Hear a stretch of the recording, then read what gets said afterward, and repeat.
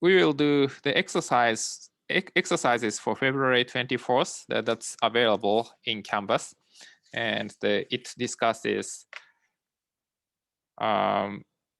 linear discriminant analysis and the quadratic discriminant analysis and the nearest neighborhood method and its visualization. So the lecture focuses more on the concepts, but now that we just focus more on the prediction and the visualization. And if we have more time, possibly we can do the first exercise in the previous lecture, the February 22nd. That is also available on the website.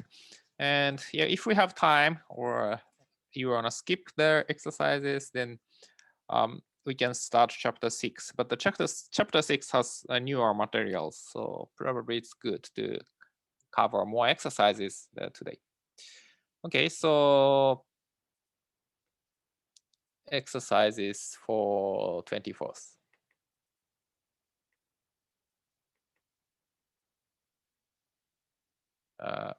Sorry, I think I opened the wrong file.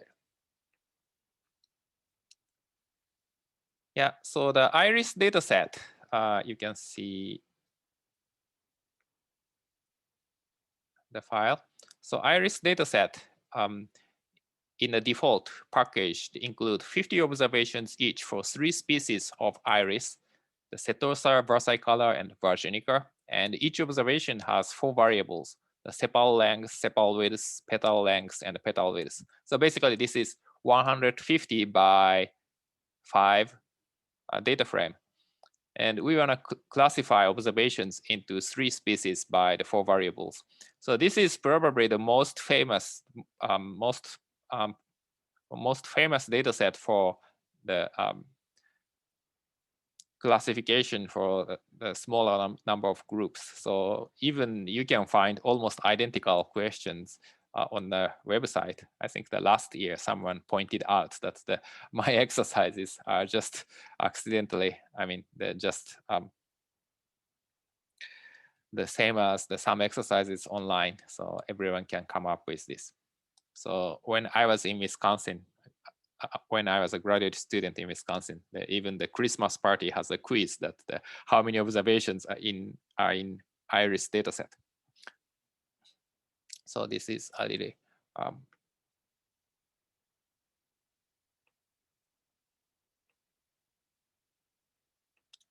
popular dataset. So we want to classify this dataset into 3 species. So based on the sepal length, sepal width, petal length, and petal width, we want to see how these groups, these species are different.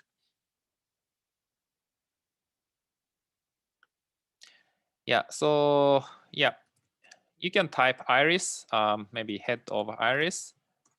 Then you can see the data structure. So we have the 150 data points. So first 50 lines are for the species setosa. Then after that, the versicolor and the virginica. So in total, we have 150 observations. So first, so these names are so lengthy, so we wanna just shorten the name. So some data cleaning. So we just use S, E, and I. Just we would like to plot the observations as S, E, and I. So that's why I would like to just make a more concise variable.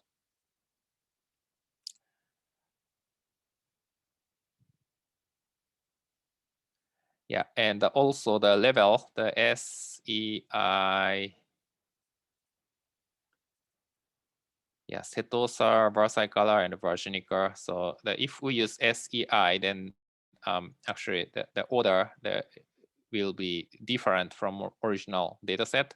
So R, use the factor variable, R, sort the factor variable in alphabetical order. But if we use SEI, the order has been changed. So that we change the order of the factor by the levels option. So this is also useful when we want to set a different baseline for logistic regression.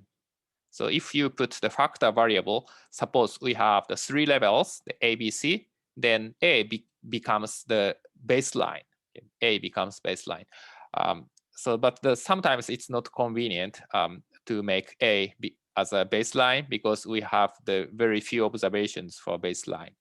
So if we want to set C as the baseline, then we have to redefine the variable by this factor function with this levels option. Then the order that becomes this SEI. So S becomes the first factor, and the E becomes the second, and I becomes the third. Yeah, that's the case. Yeah, so once I think the last semester, one student analyzed some of the demographic data, and we have the several races, the African American, white. I don't know how it was coded, maybe black and the Caucasian, and Hispanic and the I'm not sure. Yeah, and then maybe other races or something. But the actually other races becomes the baseline in her project, and that is really harder to interpret because there are only a few observations. So I suggested her to make the white as the baseline because in that data set, the most observations, the majority of observations are white. So then it's easier to interpret what's the difference. So it's really hard to interpret the coefficient with the baseline of the small group.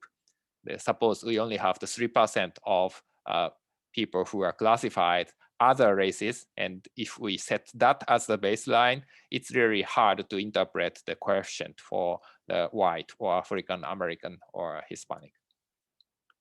So usually we want to make the largest group as baseline, or yeah. Okay, so then we run this code. Yeah, I think that we have to cut and paste line by line. So at first we defined the spec variable. Maybe I type this and the spec as factor. Then yeah, we change the order. So level is now the SEI. So S is the baseline. So here we don't really need the S to be the baseline, but just we would like to keep the same order as original data set. And the iris, okay, so then we just discard this species column and add the spec column. And remove the species because now that we have the iris data set, and within iris data set, we have the petal length, petal width, and so on, and finally the spec. But also that we originally defined the spec as a global variable. So we have the two spec. One is in the data frame iris, and the other in a global variable, the spec. So we have duplication, so it makes the trouble. So just we remove this one. Then only the SPEC is in the iris dataset.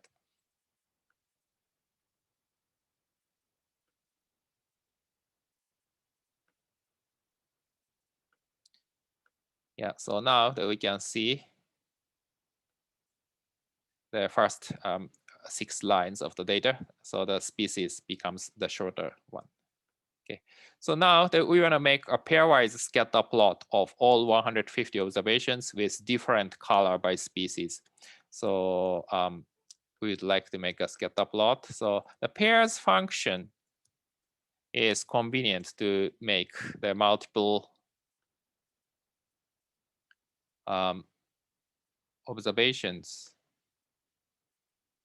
The multiple variables pretty conveniently. So maybe it becomes so small, but this is sepal length. Yeah, sepal length, and this is sepal width, and the petal length, and the petal width, and species.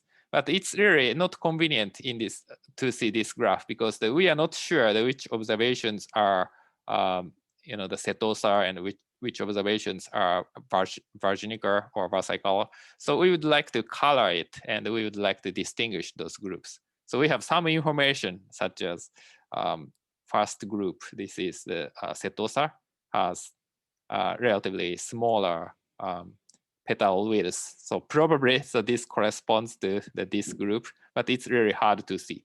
So we would like to distinguish by color.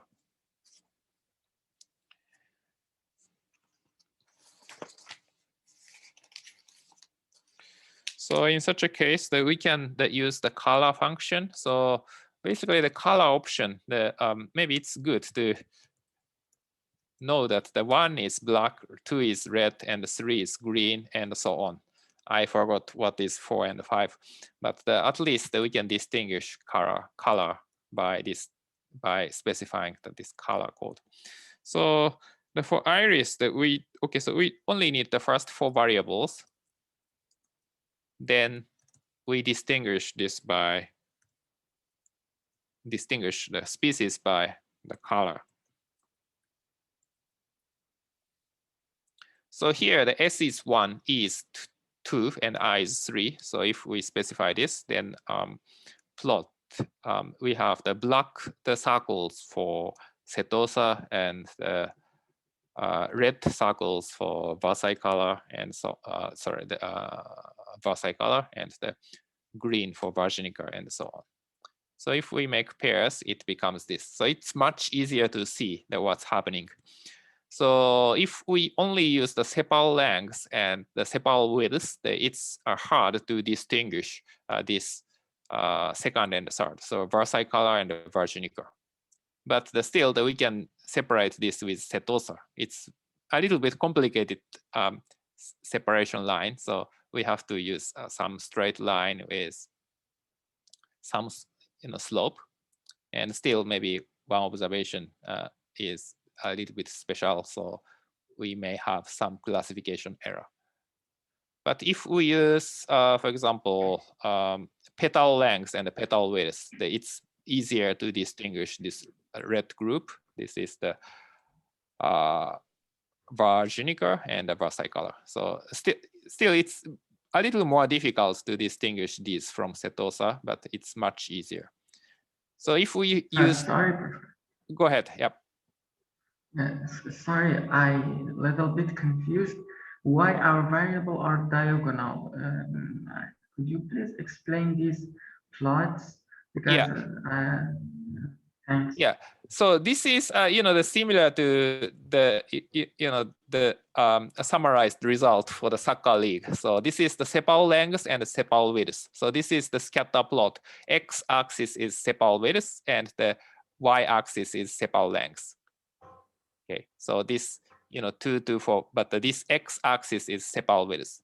This y-axis is sepal length. And for example, this one, the x-axis is the petal width, okay, and the y-axis is the sepal length. So we have the 4 variables, but we only have the 2-dimensional graphs. So we have all pairs. So 4 choose 2. So we have the 6 pairs. Sepal length versus sepal width, sepal length versus petal length, sepal length and petal width. But these ones are just the symmetric graph to this. You can see that this one and this one. So basically, this is the same one. Maybe it's a little harder to see since it's diagonal. Maybe you can see this one, maybe this one. Sepal width and petal width, and this one. This is just symmetric around the diagonal line, right? So these black plots comes here, and red ones comes here, and the green one comes here. So this graph and this graph are basically the same. Just the x-axis and the y-axis are just interchanged. Thank you, Professor. I understand. Sure. Yeah, you can also change the maybe character. I'm not sure what character.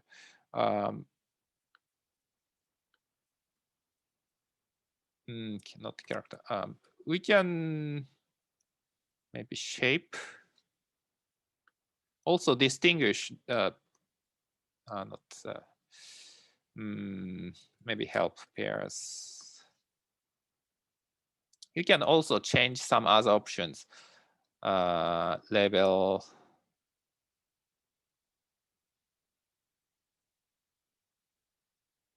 It doesn't have explanation here.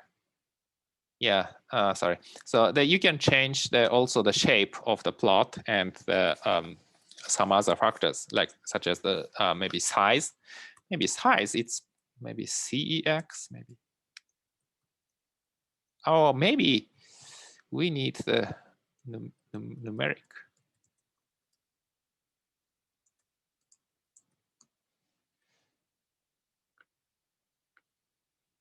Yeah, you can change the size. So now the colors are different, but also size are different.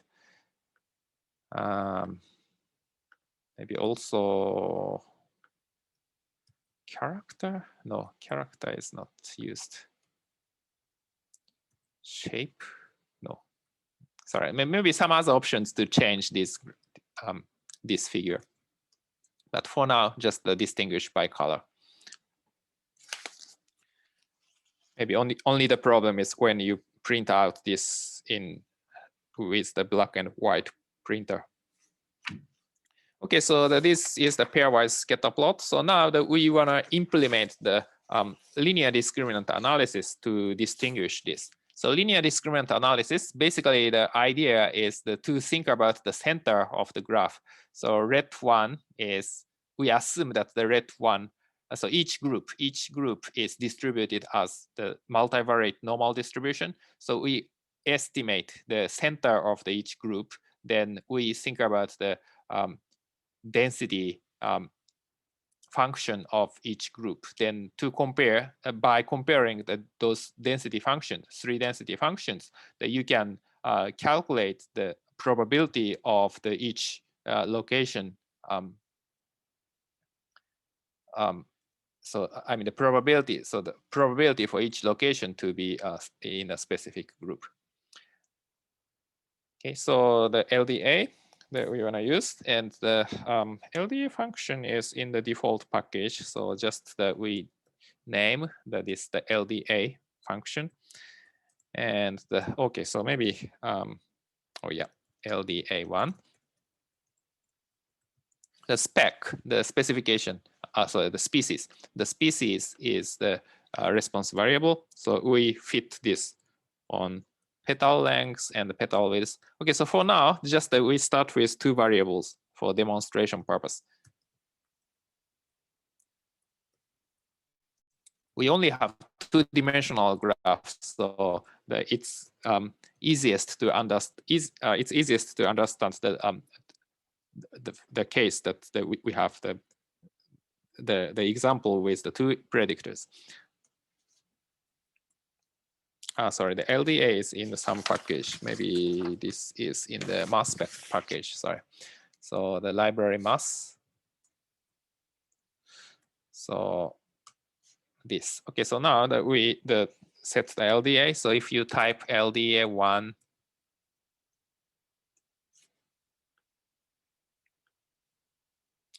you can see some information. So at first, the prior probability of groups. So we have 50 observations each. So we can see the 33.3% are Setosar and so on. And the group means the Setosar has the mean petal length of 1.46 and the mean petal width of the 0.246 and so on. And the coefficient of the linear discriminants, so LD1. So if we think about 1.54 times petal length plus 2.40 times petal width, so that linear combination distinguish these groups, these 3 groups, the most efficiently. And this is the second one. So we only have 2-dimensional. I mean, the predictors, we only have 2 predictors. So basically the LD1 distinguish 3 groups the most, and LD2 is kind of the non-important information, unimportant information. Yeah, and basically 99.5% of useful information is in LD1. And then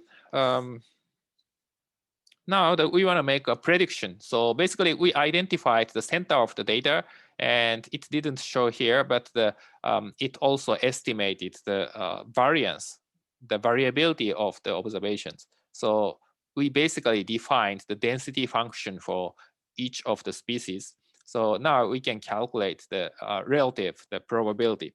So posterior probability of each group.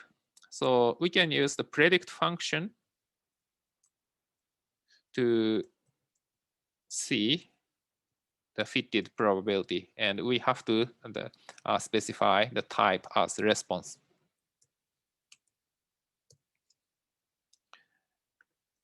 Okay, so we name it as the predicted value, so PRED1. Then we see this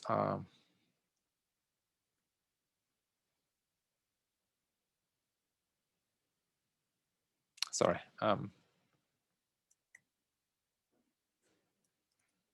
There are several outputs, so we have to specify head of the predictor $1 posterior. Then we can see this. Maybe to see this easier, maybe we round the numbers. Okay, so this is not good. Maybe we have maybe 20 observations. So it's almost obvious. Okay, so all observations are classified as setosa with 100% the probability. So it's not very good. So maybe, yeah. So maybe, yeah. We have seen that the setosa is easier to be distinguished from the other groups. So maybe we use the Varshiniker. Yeah, so this is the fitted probability for the first 10 observations of the Varshiniker. So most observations are classified as Varshiniker with the 98% probability, or at least the 90% probability. But some observations, such as 57th observation, so the model is basically the 86% sure that that is the versicolor, but actually the 14% probability to be the Varshiniker.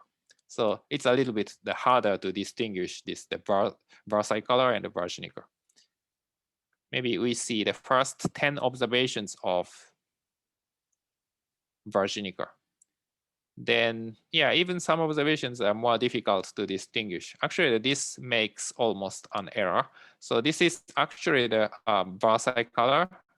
So sorry, the Varshiniker I, but the predicted probability is the 79.5% the versicolor. So basically the model makes a mistake to classify this observation.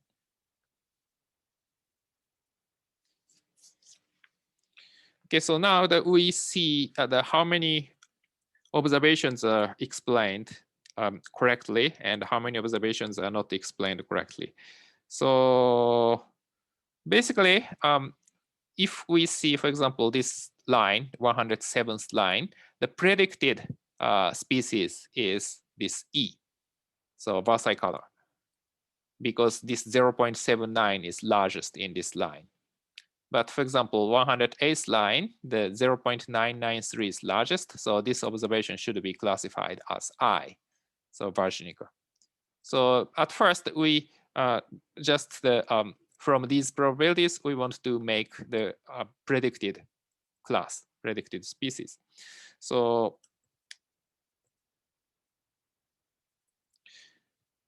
we use the Witchmax function. Maybe I would say the Witchmax.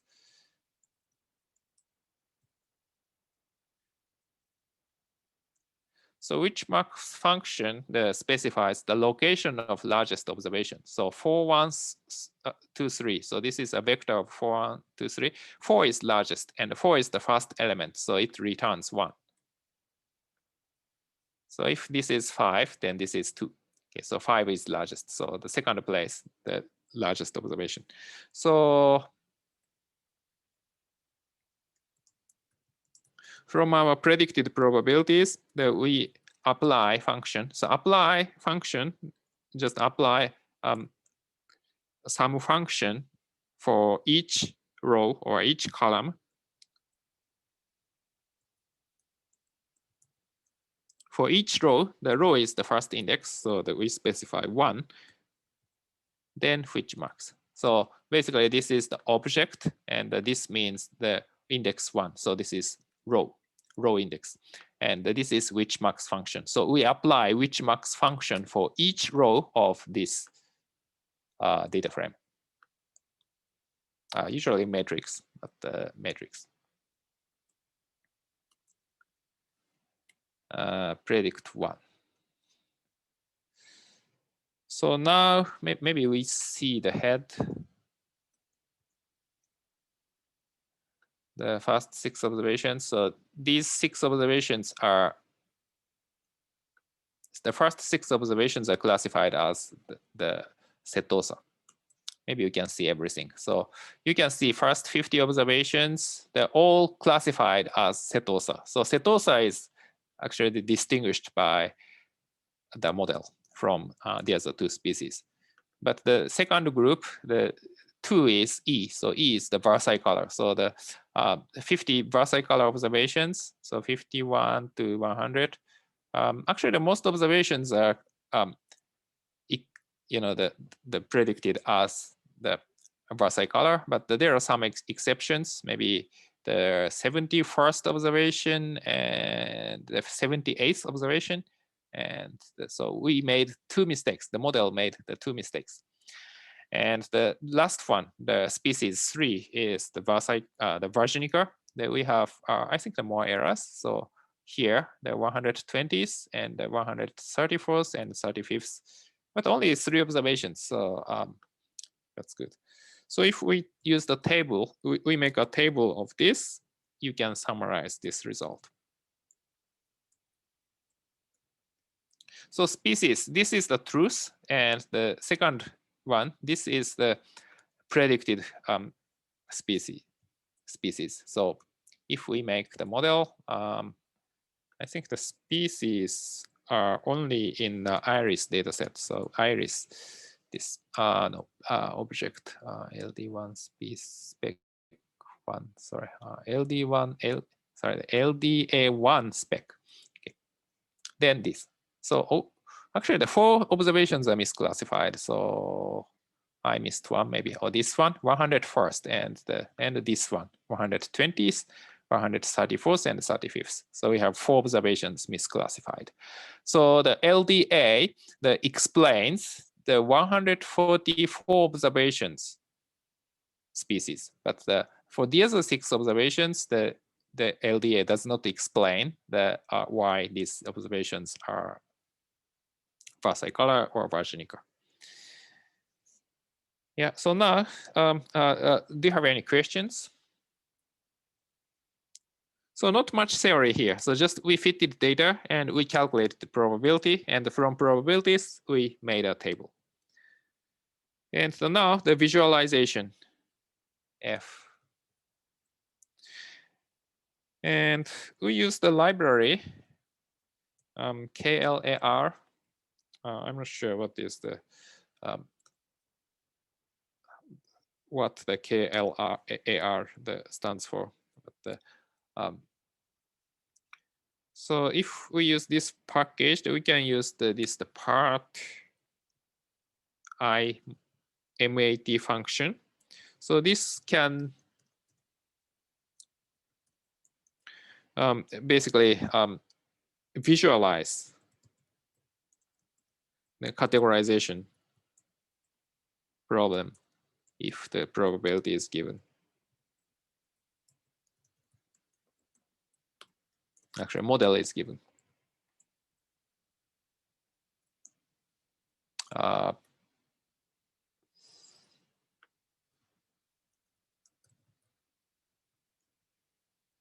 Yeah, so that makes this graph. So yeah, now you can see that why we have used the S, E, and I. And so basically the species is the factor variable. We have 3 levels, that is S, E, and I. And this is the scatter plot. So the x-axis is petal width and y-axis is petal length. And these are plots. And the black bullets are the center of each data point. So this is the center of setosa. This is center of the versicolor. This is the center for the virginica.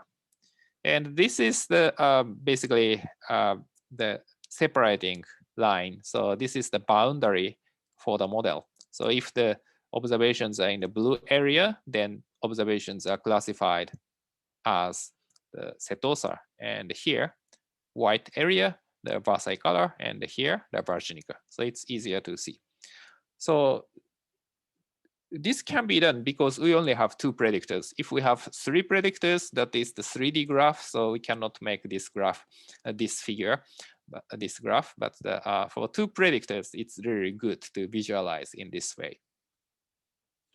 And these red ones, the red I's and red E's are misclassified observations. So you can see that I think there are 2 I's here and 1 I here. So 1 I here. So 4 misclassified observations.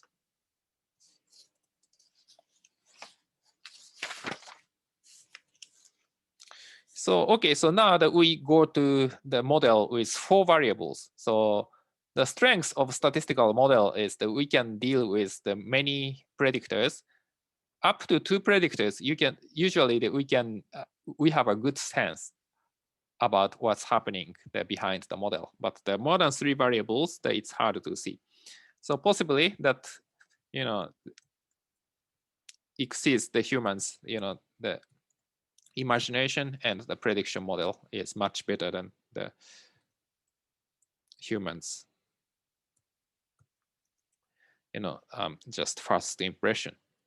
And now that we fit the spec, the species on the 4 variables, this dot, that means the all predictors, all columns, except for this, the response variable.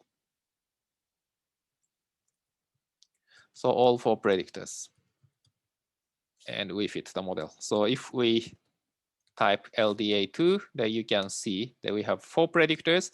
So we have the mean sepal length, mean sepal width, mean petal length, and mean petal width for each group. And prior probabilities, those are the same, 50 observations each. And LD1 and LD2 are here.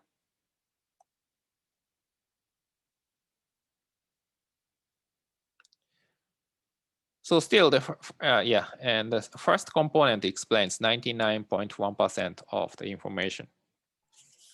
Sorry, Professor. Yeah. Why do we have LD2? Because LD1 are functioning very well and give us almost all information. Yeah. So yeah, that's true. So I think that practically we only need LD1. So just the in default, the LDA function, the outputs the 2 components. So we have the 4 variables, right? So 4 variables. So basically, originally we have the 4-dimensional the predictor space. So we just see the most useful linear combination.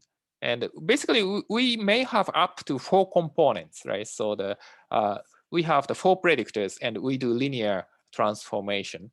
So the most informative, the linear combination, and the second most informative linear combination, which is orthogonal to the first one, and the third most important linear combination, which is orthogonal to the first 2, and then the remainder, the 4th component, which is orthogonal to the previous 3 components. But I think the R default has these 2 components, LD1. Oh. Thank you. Yeah, I think so. Yeah.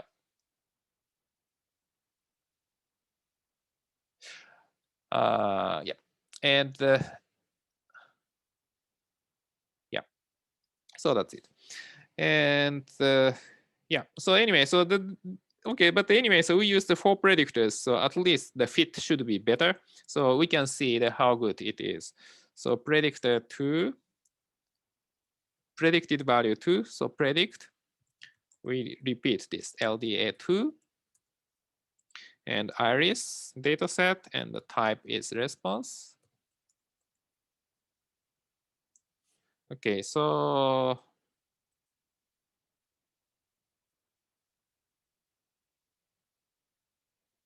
yeah, then yeah, we can see the, for example, the pred to the first, maybe the first 10 observations of the Virginica, maybe Virginica, no, pred to posterior.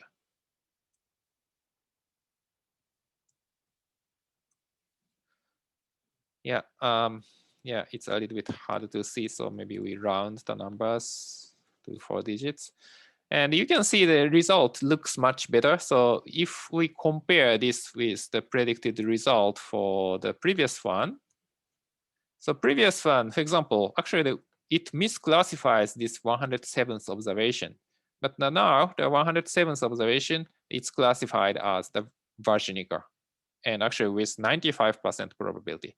And actually this observation is Virginica, so it's much better than the previous model. And other fit also, at least the previous model didn't make other mistakes, but the predicted probability is smaller than this model. So you can see the 4 predictors are more powerful than 2 predictors, and we have a better prediction.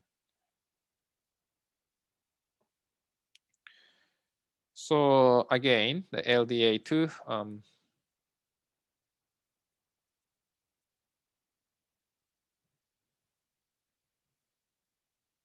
yeah, so we define the fitted value by using Witchmax function. Then we can make a contingency table. So table of the iris spec and the LDA2 spec. Then you can see, so only 3 observations are misclassified. Last time that we have the 2 plus 4, so 6 misclassified observations.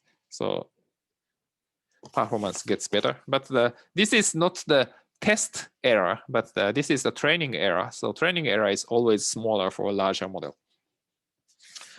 Okay, so now the how to visualize it. It's a little harder, but just we put the same thing as the previous one. So the spec. Okay, so basically this the part IMAT function fit the model again, and data iris LDA. Then we make this. So what's happening? So we have this 4 predictors, but we only have the 2-dimensional computer screen. So the R uses each pair of those 4 variables. So that we choose 2 out of 4. So that is the 4 choose 2. So we have the 6 pairs. So these are 6 pairs. So just we think about just the projection of the data set in the predictor space onto just the 2-dimensional predictor space. So sepal width and the sepal length. So we ignore petal length and petal width. Then still you can see there's some difference between groups, and I's are around here, S's are around here, and E's are around here. And these are misclassified observations. Yeah, but what are these colors? So I'm not exactly sure. Probably they have to assume petal width and the petal length. So maybe they take the average or something. So it's not entirely clear that what this color means. So if if we have only 2 predictors, each location corresponds to some probability. So for each point on a plane that corresponds to the 1 point in the predictor space. So we have the fitted value. But here only sepal length and sepal width. We have to give petal length and the petal width to get the the predicted value. So it's not clear that what the 3 colors means. But probably that they make the average of the petal length and the petal width, then they just made this the boundary. And other things, so other pairs, sepal length and the petal length and the sepal width and the petal length. So you can see it's not as clear as the previous one because we have 4 predictors. So the visualization isn't really, useful. So anyway, it's hard to see what's happening. Yeah. It gave us some image, but it's a little harder. Always the table is clear, but the visualization is only clear for 2-dimensional predictors, 1 or 2-dimensional.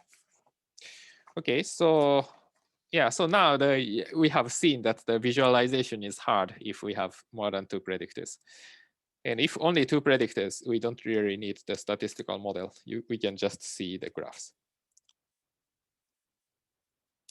Okay, so now, do you have any questions so far?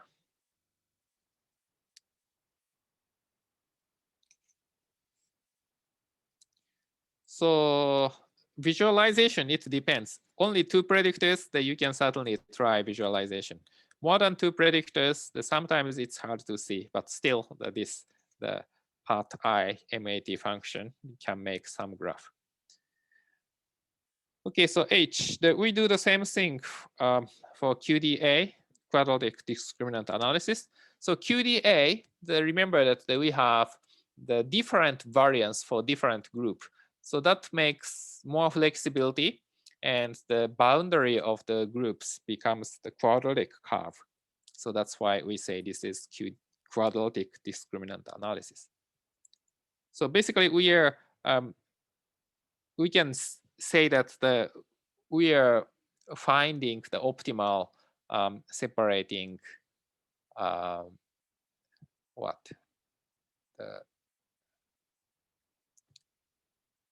hyperbola.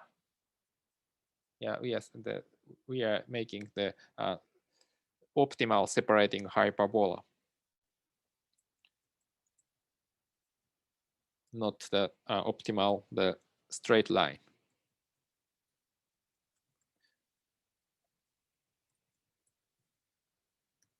So the code is exactly the same, the QDA. So that's why I didn't ask this in the midterm. So QDA is here. So the group means. So it gives even simpler information, only group means and the prior probabilities. Yeah, prior probabilities, called prior probabilities, because if we don't have any predictor information, so prior to predictor information, the probability is 1/3 each. Yeah, so okay, so we can see what's the predicted probability. So pred Q1 maybe, and the prediction, the QDA, maybe just Q, pred Q, and the QDA, iris, and the response, the type is response. So pred Q posterior, after observing the predictors, we can these fitted values. So anyway, so this is not really interesting one. So maybe we can get the versicolor. So the Virginica, maybe first 10 observation of Virginica. That is harder one. So round to the 4 digits after the decimal points. And you can see the separation isn't really good.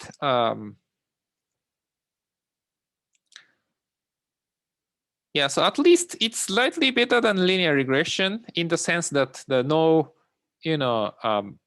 prediction error for 10 observations, even if we only used the 2 predictors. So previously this was 0.79 and 0.21, but now this probability is larger, so which makes the correct decision for this 107th observation.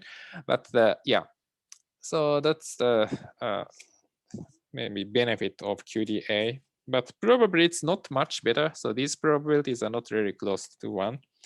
Okay, so now that we can make a contingency table, the iris spec species, and the QDA sorry, we have to take at first the maximum of each row. So QDA spec, we define this as apply the prediction of posterior of the prediction and one which max. Then table the iris spec and QDA spec. Then we get, so actually this is almost as good as the 4 predictor case for linear discriminant analysis.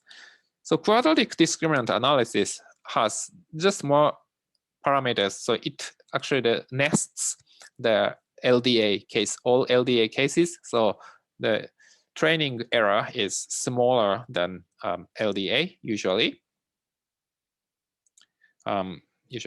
So that's the reason that we have smaller number of errors. And now that we use the partimat function to see what's happening, the spec on petal length plus petal width. So basically this partimat function that fits the QDA model inside this function.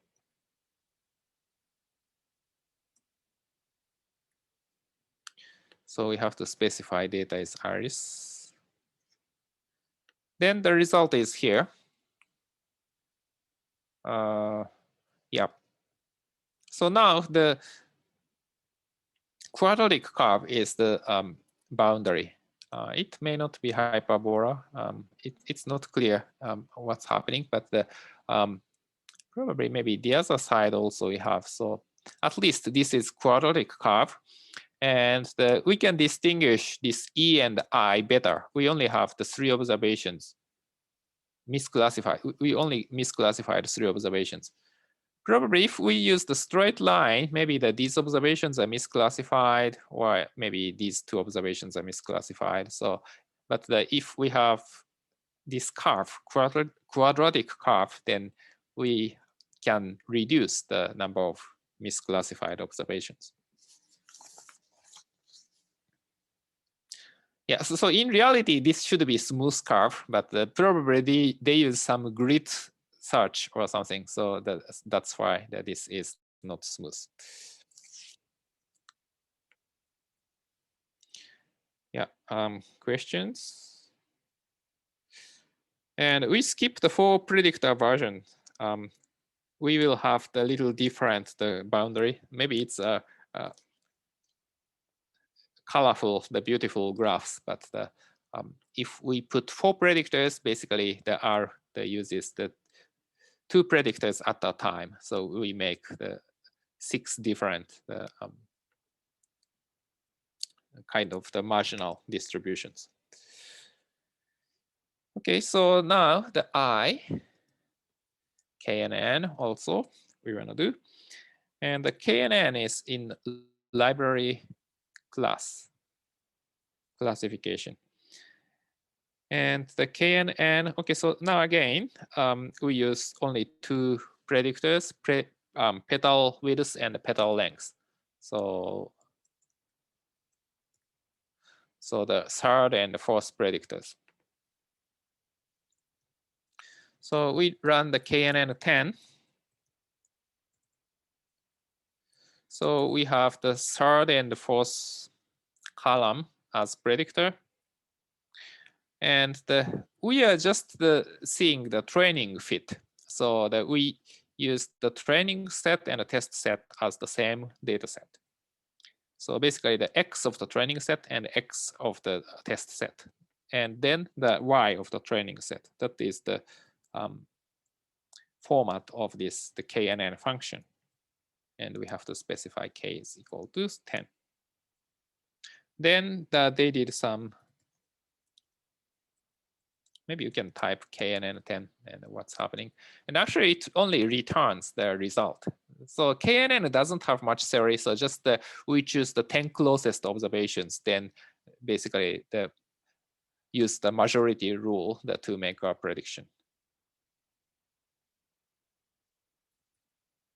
Yeah, I don't know what to do when we have ties. For example, 4 nodes are from E and 4 nodes are from I and 2 nodes from S, then what's the decision, E or I? It's not clear, but okay, so yeah, you can see the detail of the KNN function to clarify it. Then spec is iris spec. Then we make this table. So we have actually the 6 misclassified observations. So it may be even worse than the linear discriminant analysis case. LDA spec, right? No, predict A. Not sure. Sorry, what's the name? So predicted value, maybe pred1 spec, maybe.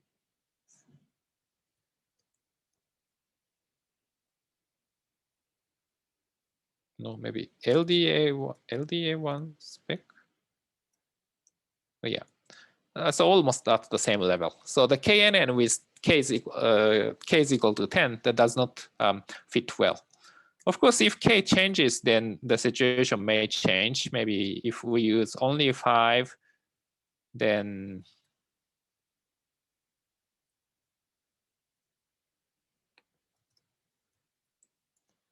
yeah, it doesn't change much, but maybe k is equal to 1. K is equal to 1, that should be perfect because we are just seeing the training fit.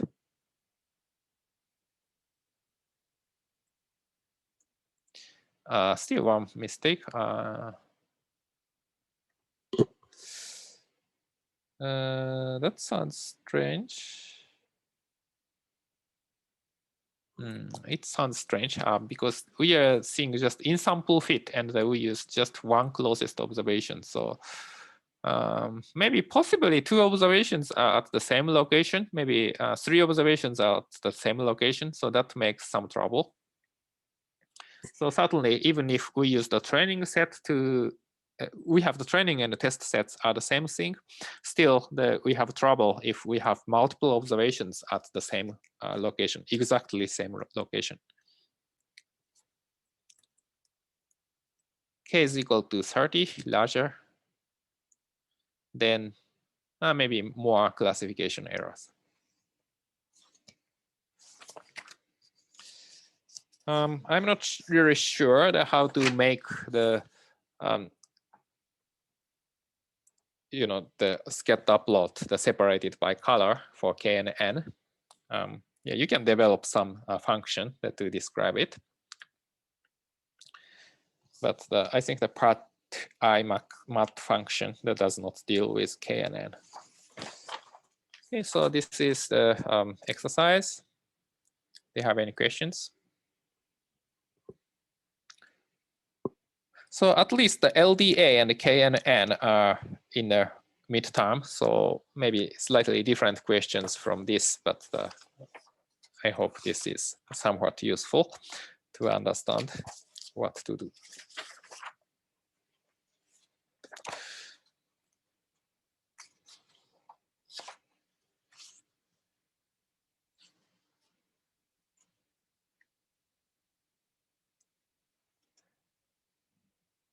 Yeah, so have you ever done the LDA or QDA in your final project in other courses or your research or your own stock market research or anywhere? Not really. Yep.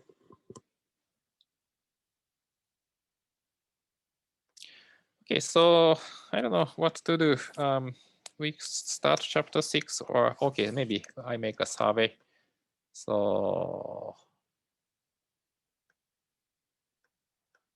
edit poll.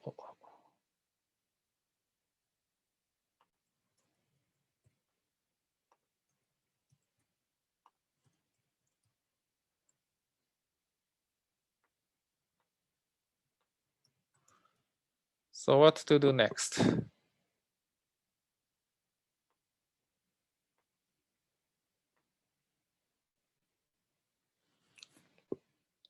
You can vote. Exercise, chapter 6. Exercise. 3 more answers needed. Okay.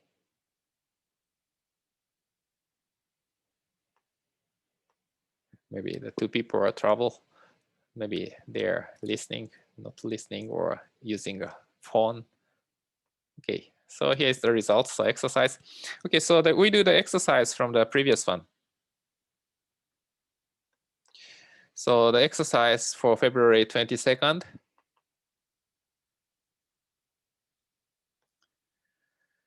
So this is, I think, the similar to maybe one question in, I think probably the first question in the midterm.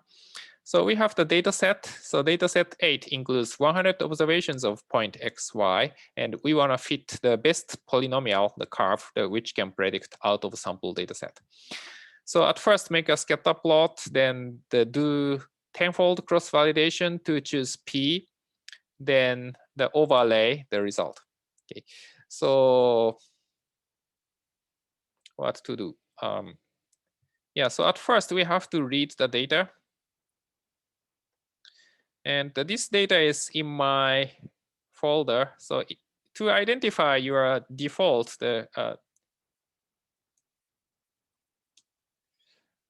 directly, that you can get the get working directly. This is also useful to see what's the the few paths. Maybe in my Mac, then that has to start with the slash the users with the capital U.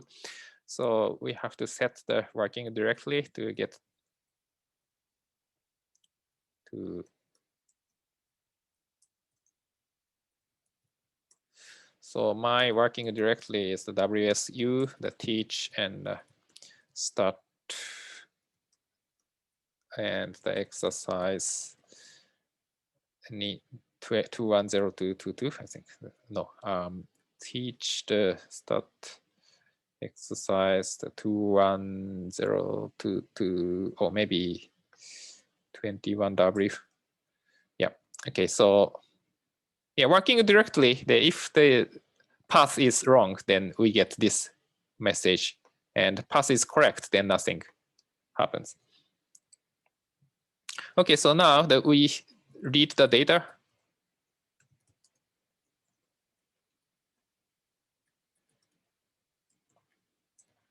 So data set is the D8, the CSV. So this is the, I think this may be too similar to midterm. I don't know. We check it. Slightly different, almost the same. So, and this is CSV file. So CSV file, it's separated by comma. So SEP is equal to comma. And I think most of the time, the first line is the name of the variables. So in such a case, the header is equal to true. And we have to name this, so maybe D. So D has 2 variables, X and Y.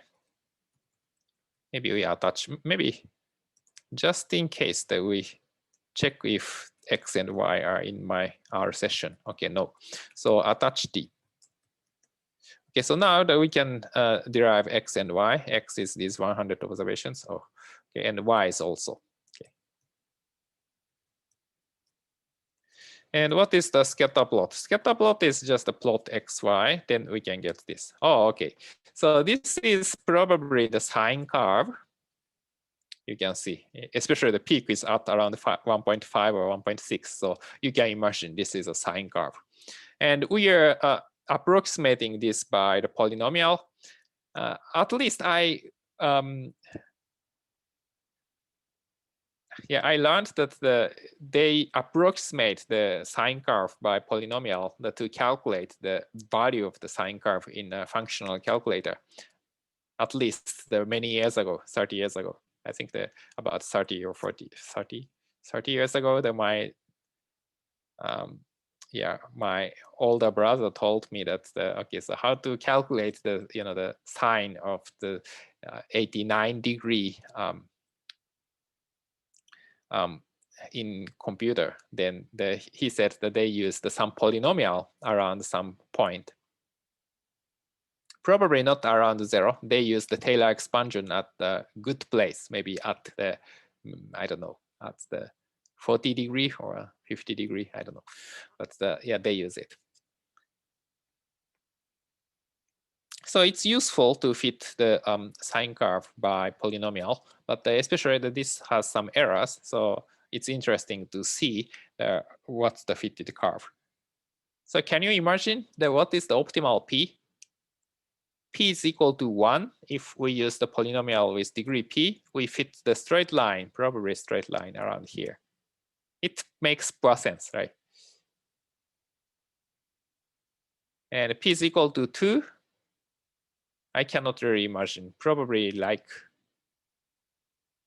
this, maybe. And p is equal to 3, probably like this. So maybe at the end, the both ends, maybe they have trouble, but the other part, it fits well. P is equal to 4. Probably it doesn't make much sense. I mean, P is equal to 3 part is good, but if we add the 4th degree term, probably it's not that useful. So our guess is P is equal to 3 is optimal, but we are not sure. Maybe P is equal to 5 is slightly better. Okay, so now that we use the polynomial, okay, so the question is here. So we fit this model with P is equal to 1 to 10, and we use the tenfold cross validation. So at first we define a vector with the 10 numbers, vector consisting of 10 numbers to store CV error, cross-validated error. So CV0 is originally 0, 0, 0, 0, 0. Okay, and then we want to do the cross-validation. We want to do tenfold cross-validation. And okay, so at first, okay, so maybe we use the degree of polynomial 1, and we want to use the cv.glm function. So we use the glm rather than lm. LM is fine, but we cannot use LM function inside the CV GLM. So that's why we use the GLM. So I think we have already attached D, so maybe it makes some trouble. Probably not. I think that's fine. Yeah, so it's fine. So yeah, so GLM1. So then GLM1 is just the usual linear model. So we have intercept and polynomial. If we make the summary of this, then we can even see some other information. And then we do cross-validation. And the cross-validation can be done by the CV-GLM function. So the format is cv.glm and the dataset and the GLM1. And the k is equal to 10 if tenfold cross-validation, and the delta is our okay, so we have to read the some package. This is the boot package, I think.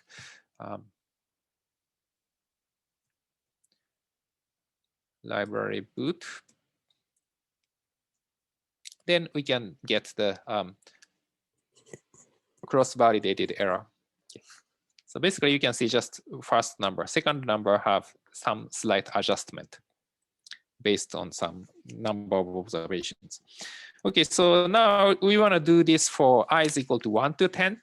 And we use the same random numbers because we want to avoid the unnecessary variation. So, okay, so CV0 is the space to store the results. So we do this for I is equal to 1 to 10. Then every time we use the same random number. And the glm.I, we define this as glm y on polynomial of x and I, and data is equal to d. Maybe we have already attached d, so we may not need this. And then we define the CV0 of I. The i's component is the CV.glm, d, and the glm1, glmi, and the k is equal to 10, then the delta and the first component. Then we do this for I is equal to 1 to 10. Then CV0 is here. So this is the 0, so just constant term. Constant. So actually the constant, maybe y is equal to 0 is a reasonable guess, and the slope doesn't help, right? So the overall, we don't have any tendency. So the slope makes just some more variation, add some variation. So actually it gets worse. And the quadratic function is better. Oh, sorry. I'm sorry. So this is 1. This is 1. This is the straight line. So not I is equal to 0 to 10, but this is the 1 to 10. So this is for straight line. So straight line, okay, makes some sense. Probably almost y is equal to 0. I is equal to 2, the quadratic curve. But this is actually the symmetric around the center. So quadratic curve does not help the situation well. Maybe this curve or maybe this curve, but anyway, so it doesn't represent the situation well. So actually it gets worse. And this is p is equal to 3, so cubic curve. So cubic curve fits well for this one, so much smaller error. And degree 4, actually slightly worse. And degree 5, actually it's much better. So actually the 5 is much better than 3. And 6 doesn't change much. 7 actually even worse, and 8 it's even worse. So actually the 5 is the best. 5 is the best. Sorry, 6. 6 is slightly better than 5. So it has some randomness, but probably 5 or 6, those are enough. Or maybe, sorry, the 7 is slightly better. Oh, no, 6 is best. So 6 is smallest. So around 6 is good. In some simulation, it may be 5 or 7. Yeah. So that's it. And yeah, we can finally see the CV0.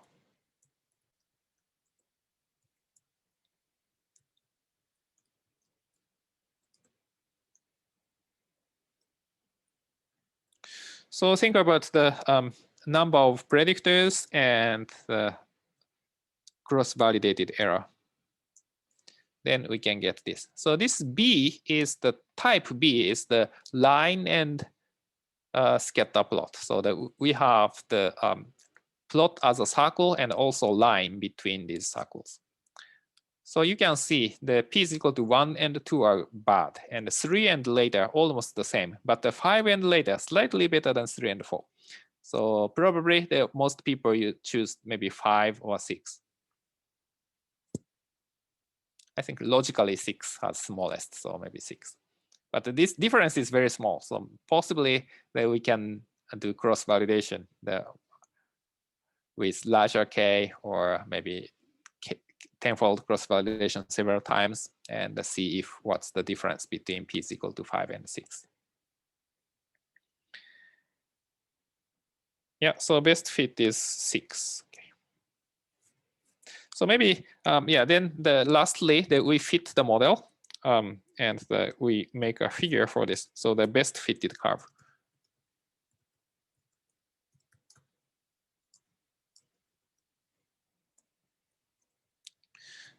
So best model, GLMB, is the GLMY. Actually, LM is fine, but the polynomial x and 6 and the data d. Then attach d have already done. So plot xy. So this is original figure, and if we want to overlay, that we can use the line x fitted GLMB. No.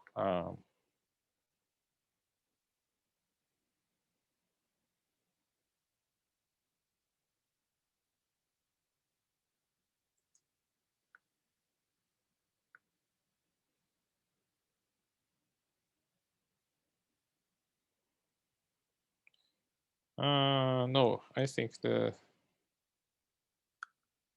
I'm not exactly sure.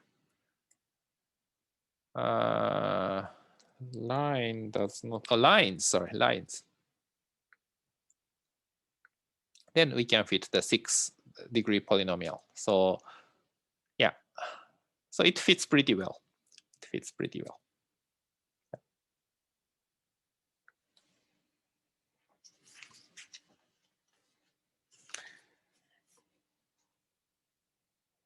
Yes, so this is the exercise. So I think that the graphic techniques also helps you to do some midterm, maybe not exactly the same questions. But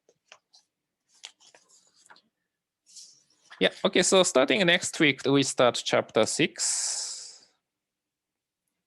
Yeah, and the midterm one is due next Thursday, right?